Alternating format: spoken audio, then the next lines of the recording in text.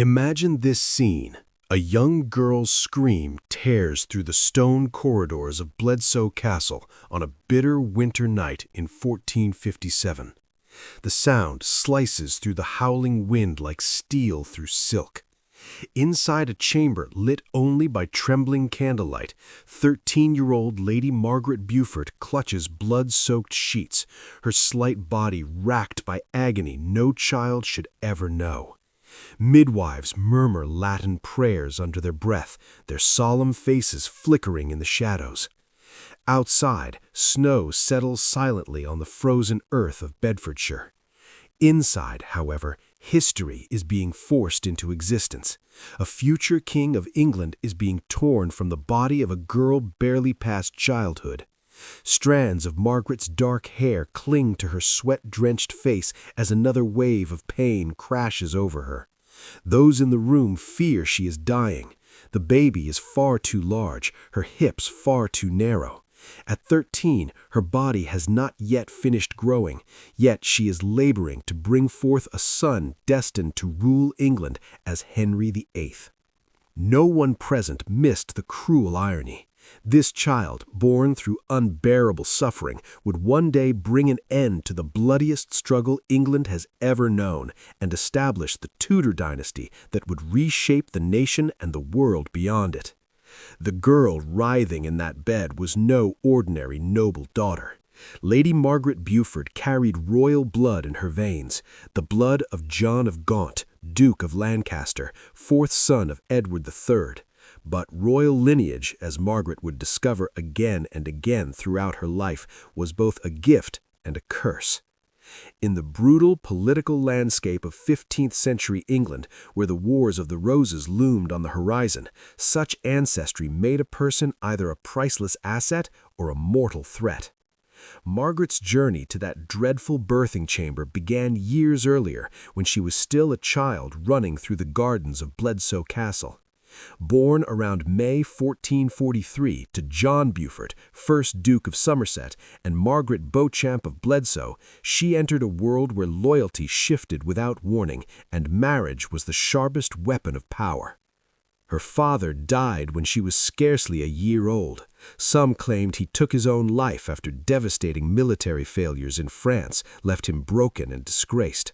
Others whispered of poison, for in those days every sudden noble death was followed by rumors of foul play, like carrion birds trailing an army. The shadow of John Beaufort's death loomed over Margaret's early childhood. He had commanded English forces during the final stages of the 100 Years' War, watching helplessly as territories won by Henry V slipped away one by one. The defeats gnawed at him relentlessly. When he returned to England in 1444, courtiers noticed his sunken eyes and shaking hands. He spoke little, ate even less, and spent long hours staring into nothingness. On May 27, 1444, he was found dead in his chambers at Wimborne Minster.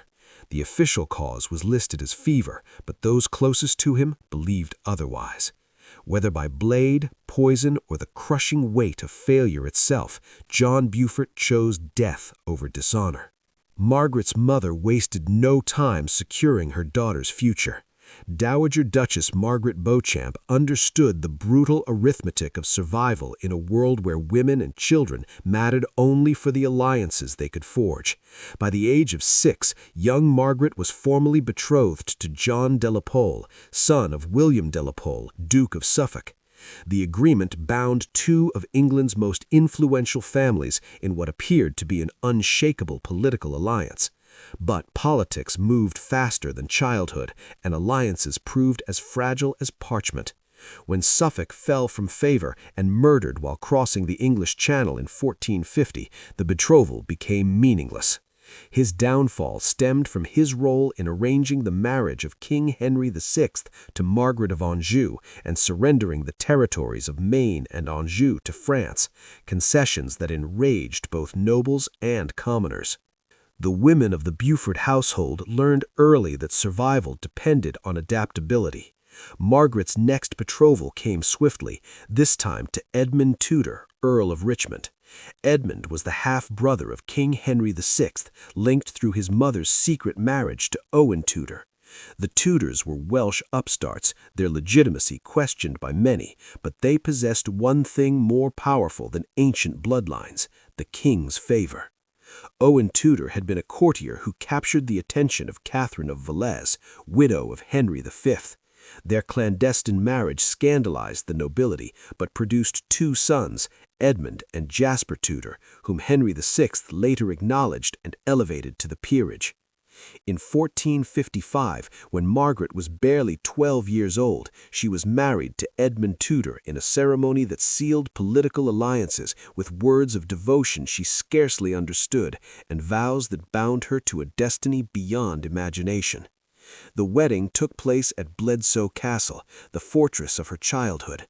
Tapestries depicting the deeds of her Beaufort ancestors adorned the great hall, while the chapel where the vows were exchanged housed the tomb of her grandfather, John Beaufort, Earl of Somerset. Edmund Tudor was in his 20s, hardened by warfare and court intrigue. Margaret was still growing out of her childhood garments. The marriage was consummated immediately. In an age that viewed noble girls as vessels for dynastic ambition, there was no notion of waiting for physical maturity. The wedding night left a trauma Margaret would never openly discuss, yet its consequences were etched permanently into her body and reflected in the intense religiosity that would define much of her later life. Within months, Margaret's body began to change in ways that frightened her. The older women around her whispered in low voices about her condition, their expressions caught between hope for an heir and fear for such a young mother. Margaret's own mother watched her daughter's swelling belly with deep unease. She herself had been 18 when Margaret was born, old enough to survive childbirth. At 12, soon 13, Margaret was facing a danger that had claimed the lives of countless women older and stronger than she was. Edmund Tudor, however, would never live to see his child born. In the autumn of 1456, while campaigning in Wales against Yorkist forces, he was captured at Carmarthen Castle. The details of his capture and death remain obscured by the fog of civil war. Some accounts claim he was taken during a surprise assault while his forces were scattered across South Wales. Others suggest betrayal from within his own ranks. Whether Edmund died of plague and captivity or murdered outright remains one of history's unanswered questions. Disease was a convenient explanation. Medieval prisons were notorious breeding grounds for illness, and claiming natural death spared his captors accusations of killing a royal half-brother. Yet contemporary chroniclers remarked on the suspicious speed of his decline and the refusal to allow physicians access to him. By November 1456, 13-year-old Margaret was a widow, heavily pregnant, and utterly alone as England edged closer to full-scale civil war. News of Edmund Tudor's death reached Margaret at Lampy Palace in Pembrokeshire, where she had been staying while her husband campaigned in Wales. The messenger arrived on a rain-soaked November evening, his horse lathered with sweat from the desperate ride across the countryside.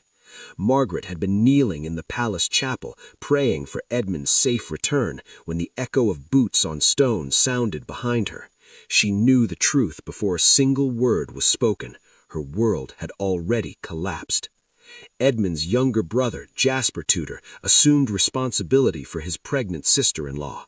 The choice was both compassionate and calculated. Margaret carried within her the future of the Tudor line, the child who might preserve their fragile claim to royal blood.